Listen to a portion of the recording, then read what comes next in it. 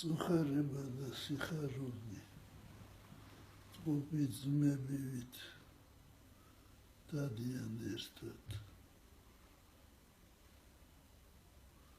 როცა ადამიანი სიხარულშია, ის უნდა ელოდოს წუხარებას. ой, წუხარებაო, შევსაწყისი ხარ სიხარულის.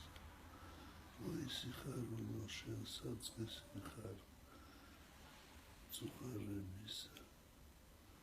ეს არის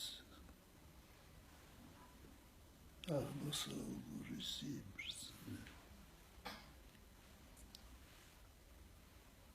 სამწუხაროდ მე მომიხდა გერმანიაში ჩამოსვლა და გამიკეთეს ნაღლის ოპერაცია კარგად დამთავრდა, კარგი შედეგებია და ექიმები იტყვიან ამის შესახებ. მე ასევე მინდა